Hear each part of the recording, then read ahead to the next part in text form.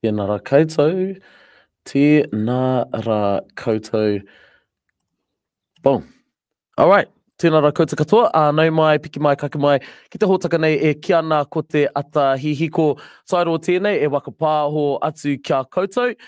Ko te kaupapa nei e kōrero hia ki tētei o mātou nei pou whaia no te tai haua uru e hoa mā ko Debbie Ngārewa Peka, Te Pāti Māori co-leader, E Hoa Ma, joining me in the studio today and talking about her reflections and what do we do after such a massive hikoi that took place on the 19th e te iwi. I think for myself, I think we need to make that a public holiday, fam.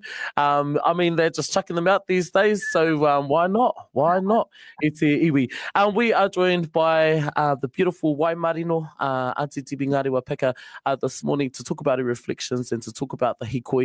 And for many of our people, and I wasn't there, I wasn't even there, but for many of our people that I've spoken to, well, they have no real idea about what it was. So she's here to dispel some of those myths. She's here to briefly explain what it was about, where to from here. E te iwi nau mai ki te hōtaka e te whaia, Auntie Debbie Ngārewa Peka. Morena, Auntie. Morena, morena. Tuatai nei rā te mihi ki a koutou. Kua rongo mai ki tēnei hōtaka. Ka whiti te rā, ka whiti ta wairoa o te motu mō te kaupapa a Toitū te tiriti. Nō reira, kia ora koutou.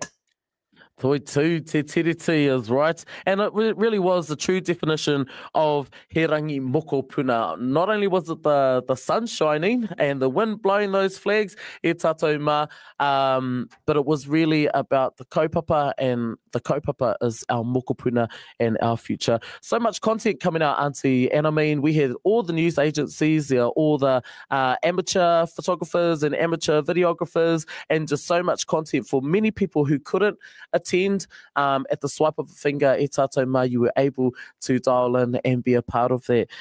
For 9 days, our people walked, Auntie, and they walked that mauri from Te Rerenga Wairua and from the south as well. We must acknowledge our wanaunga from Te Waipounamu, and we walked together in solidarity with kotahitanga in mind, but for the purposes of Toitū Te Tiriti. Auntie, for anybody out there who didn't know what this was about, could you tell them and tell our people out there listening and tune in this morning what this kaupapa was truly about? Well, the kaupapa was about Te Tiriti, which is actually a story of love. And so the hikoi, which Rawe and I joined at the very beginning, Te Rerenga Wairua, and Takuta was down in the bottom or the top, which way you look at the ika.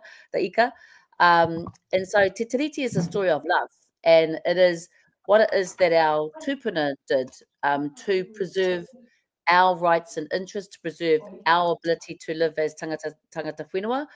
And then when they could see those settlers who were arriving were taking each other out, they offered a solution within Te Tiriti so that the Crown could look after their people, Māori would continue to live as we did, and then together there was enough aroha for us to live together.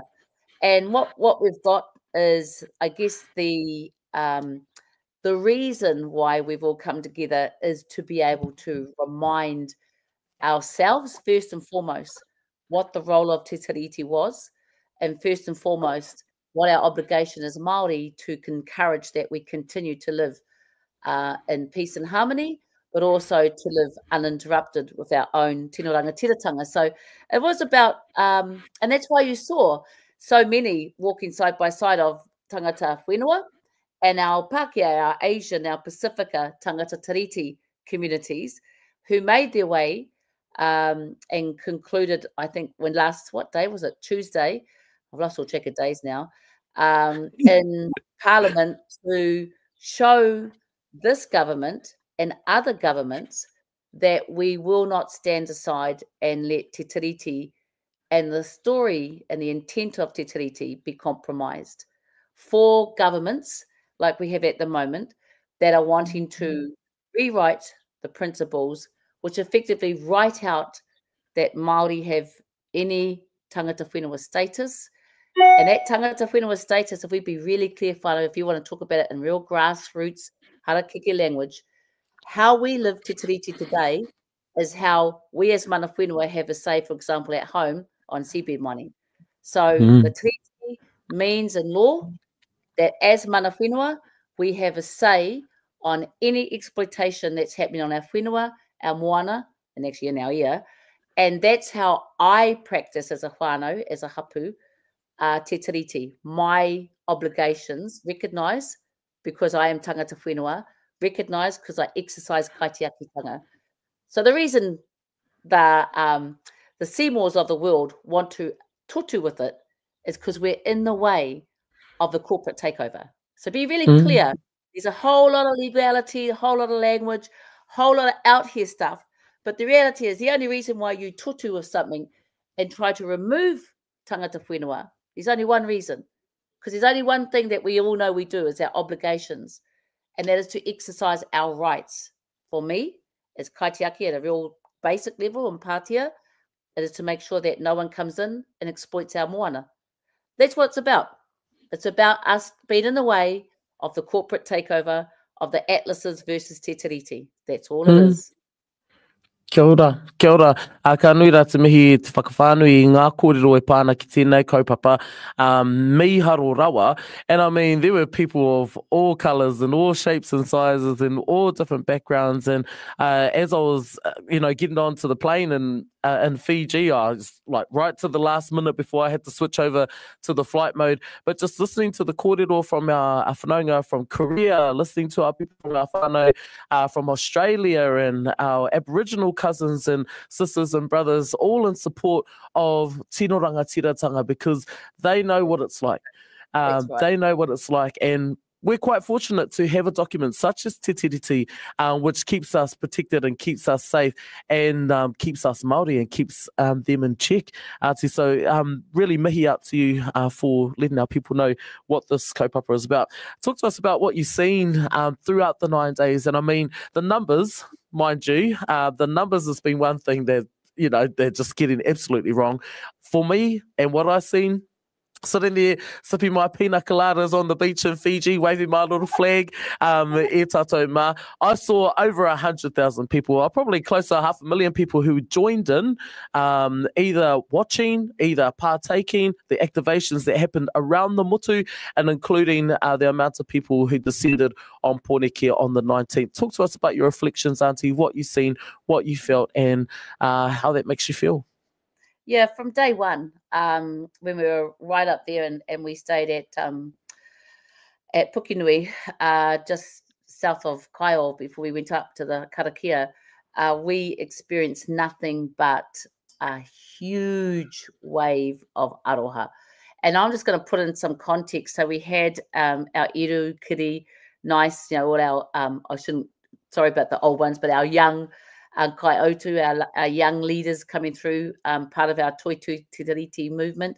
But then they were side by side by the OGs. And I just really rate Hilda, really rate, there was Linda Munn, the ones who created the haki. There was just so many of our whānau. And, obviously Honi, Hau Totu Honi. But the reality is the OGs were there. There were generations that were there. Those who had walked, even in the 1975 hikoi and then the 2004 hikoi and this. And it was just amazing. As it grew and went through the motu, it was also watching and witnessing the reconciliations, the respect of the mana whenua, who they were going to, the way that, because there was the Pou Whenua Oteropu Matakite, which has just got its own Māori. I mean, so I just saw huge respect and manaki. As we were going through towns, it was crazy. What do you call it when everyone sort of lanes in a line? It was just all these guards of honor. And there were just as many Pākehā faces as there were Māori Pacifica faces. There were people digging into, small pockets. Life's really tough at the moment. And they'd turn up and there was kai, there was wai, there was... So lots of whanaungatanga. And that's the only way I can sort of express it. But I want to say something that I don't know if anyone else picked up, but I've been did because this is who I am. On top of all that wairua, on top of all that manaki, Oh, you know, another mana whenua. Oh, we got 3 mana whenuas. Oh, we got 16 mana whenua. You know, of all that sort of the hapu whānau iwi dynamics, there was a really beautiful kōrero that, you know, that was said that, you know, if you stand with iwi, you think as iwi. If you stand with hapu, you think as hapu. If you stand as Māori, you think as Māori. And so there was a lot of that kōrero, standing as Māori, thinking and acting as Māori.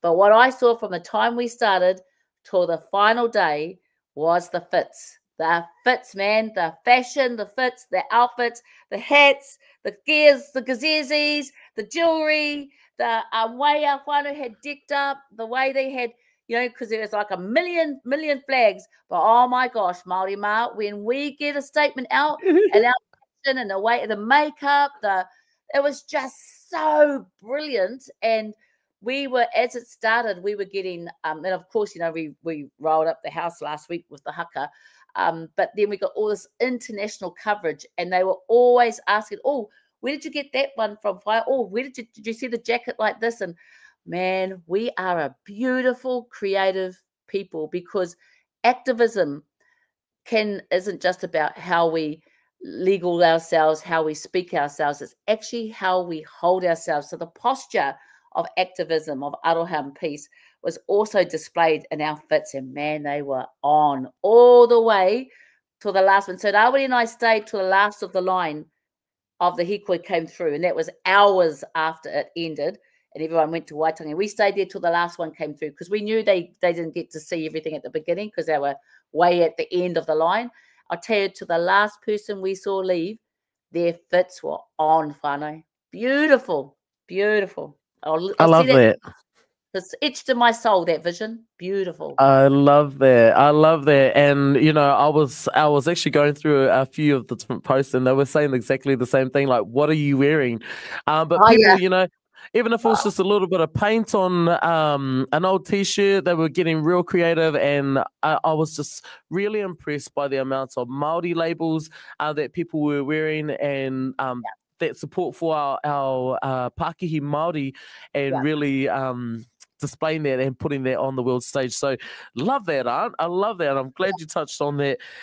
For many people out there, and maybe on a serious note, and some of the comments that I read, and I keep saying to my audience, man, don't even read those comments. Don't even listen to what they're saying. Just know what you did was pure magic. One thing that we would look at from an outsider's point of view was, how was this all paid for? Like, how do you get 100 people to go from up north down, and what sort of resources are pulled together to make a hikoi of this magnitude a success?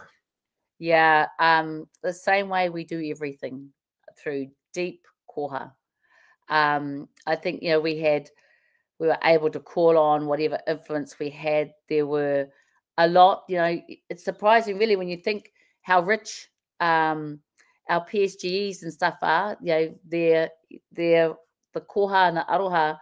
I mean, it was great. Don't get me wrong. PSGs, you know, pitched out for their buses and their motels, which is great. That's an important part of it. But the hikoi moving was really down to whānau and grassroots, those of us that could use our influence to do what we could do. And that's really what it came down to in every way, you know. And you could see the whole order entities would turn up. Whānau order everywhere.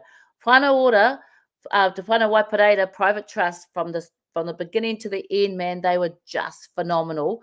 And then you saw others sort of tap in. It just, I think, you know, that was a mixture of it, but it was the same way we run anything we do, really. It was from the love of those who had something to give, and if they didn't have money, they would turn up with sandwiches and scones and fruit and miri, the kairongo and stuff. It was just, you know, oils, and it was just beautiful. Papi oia, though. So we had leads, and a lot of them were our electorate, you know, leads, posted throughout different parts, and they were able to get the aroha of the marae who worked together.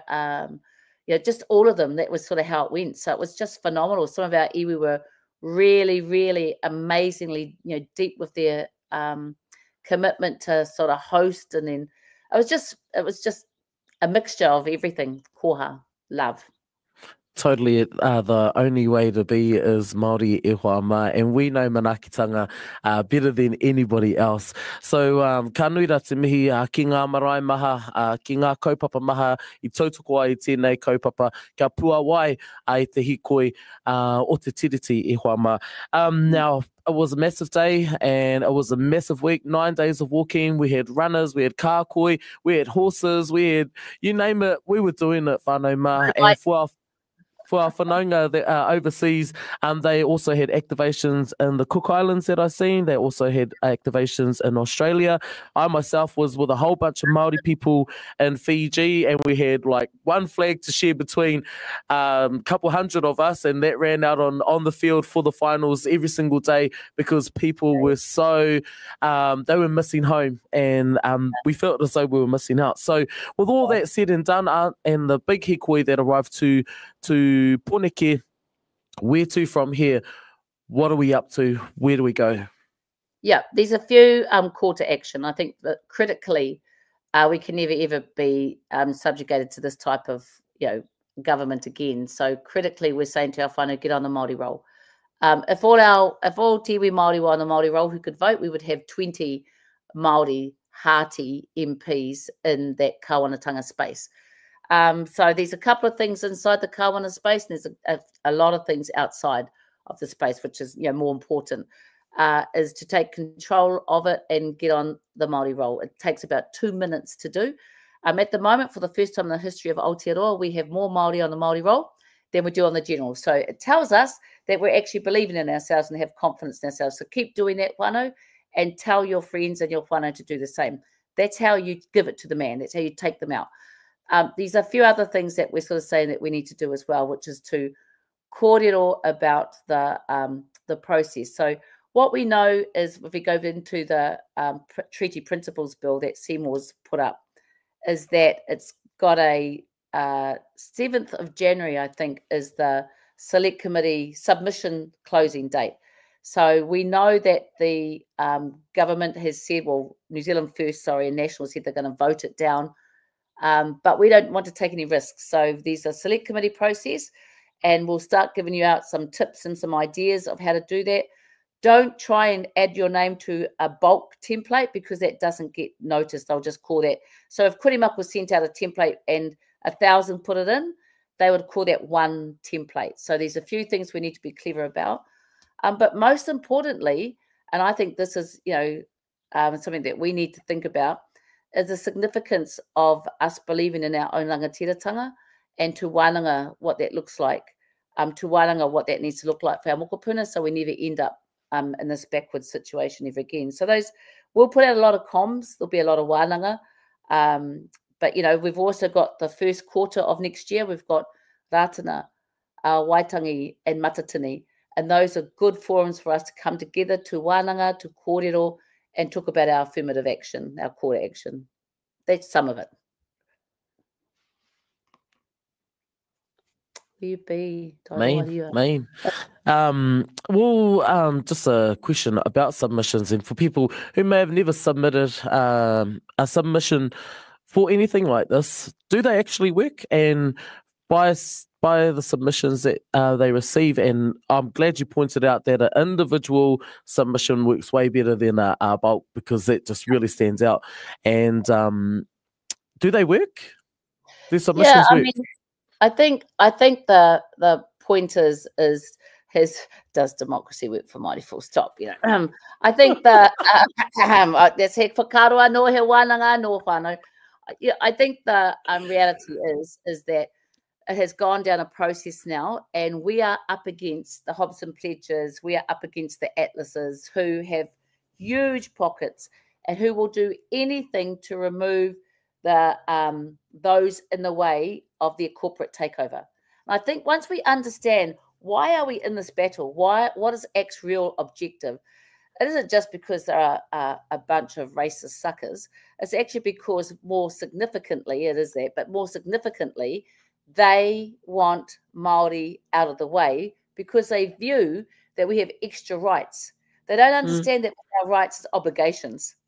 They actually just think Māori have extra rights than an ordinary, Pākehā, because we get to have a say in the courts about what's exploiting our whenua, our moana, our maunga, our tangata.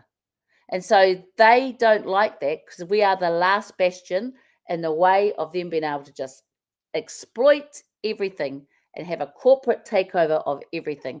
So when you get the context of what this is really about, then that is the compelling reason why we participate in the select committee process, because we're actually going to have Hobson's Pledge spend hundreds of thousands, if not millions of dollars to go up against us. And there's always a risk that Act could get through a referendum, which we don't want. So that is the reason why, because we are going to have and we're going to experience for the next 6 months a flow-on effect of watching those corporates with their huge dollars take on Māori. And we're so grateful for our tangata tiriti, our tangata moana, who are going to work with us. You know, what we did last Thursday with the haka in the house was intentional, because we needed to show the world and implode it. We needed to go viral so the world could see, shoot, is this happening in Aotearoa? I thought Aotearoa was like advanced and treated as tangata, you know, Māori are globally hot, but, you know, locally not. So this is why we had to show the world. So we've had BBC, we've had Washington Post, New York Times, we've had Portugal, Mexico. I've had interviews of all sorts of international coverage, but we've also had hundreds of millions of views of an incident that brought attention to the race relations treatment of tangata whenua in Aotearoa. So we have to do it as a part of the art of battle. It's a part of the battle play.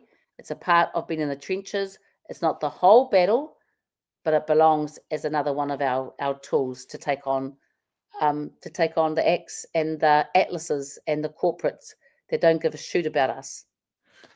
And on that note, Auntie, what will Te Pāti Māori be doing moving forward, and how can our people tautoko you in this kaupapa? And I guess it's a this hikoi doesn't stop. Like, we are still walking. We're going to continue to walk, and we're going to continue to walk side by side. So what is Te Pāti Māori doing moving forward?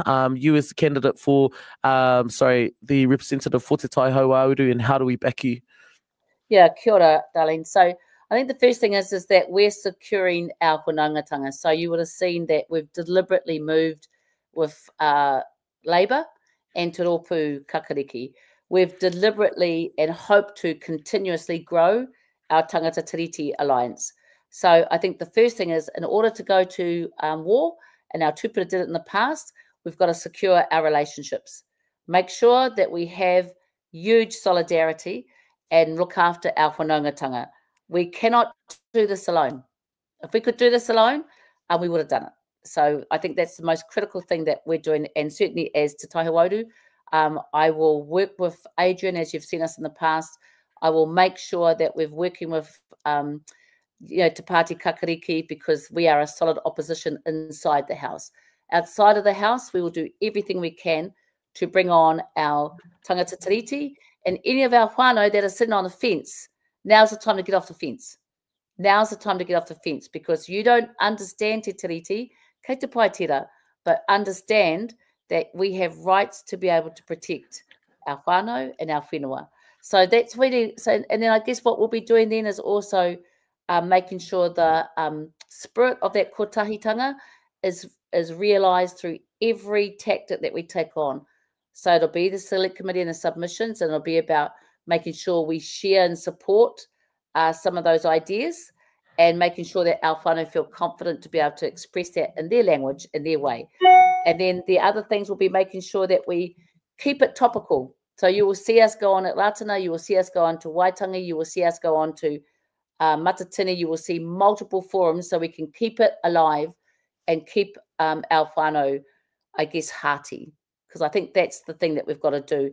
It's not our job to do anything but to help keep you hearty and steer through the cloud, because there's going to be an absolute onslaught of these rich people using their dollars to take on our people.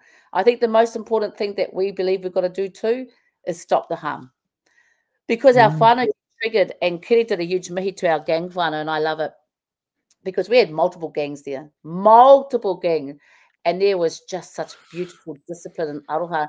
Not one of those pigs who sat there and think that our people aren't good enough got their way.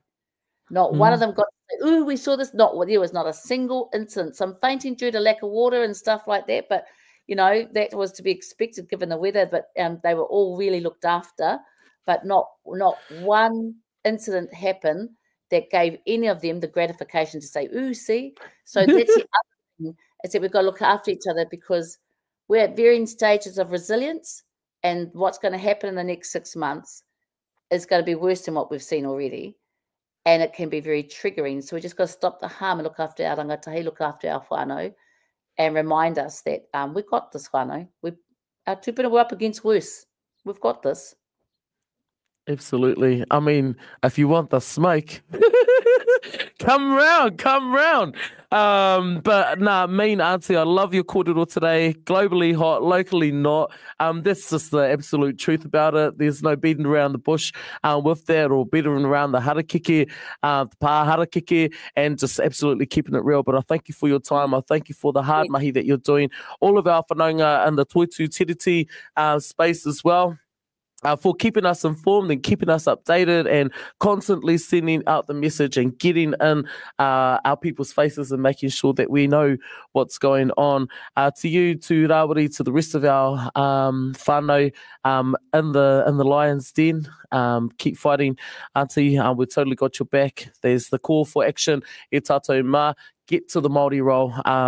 Put your submission forward as an individual. Sit down with your whānau. There are workshops happening around Taranaki. Ngā Ruahine has put out the call for you, e tātou mā, and that select committee process and submissions close on the 7th of January. So you've got plenty of time. Auntie will be out there campaigning full force, e tātou mā for our people, and I can't thank you enough. He rangi mokopuna i te wao te hikoe e tātou mā toitū, te whenua, toitū te ao Māori, toitū te tiriti. I'll leave it to you, auntie, for any final words for our people today. Oh, no, I think you said it beautifully, my darling. I'm going to let you have the final say because, you know, koe te rangatahi. There you go. It's all about the rangasei. It's all about our mokopuna and moving forward. E tātou mā, now you know what to do. We will catch up with Auntie Deb and in due time. But thank you for your time, Auntie. Keep fighting the good fight, and we'll look forward to speaking with you next time. Ka kite whānau. Love you all. Bye, my darling. See you at home. Okay, bye.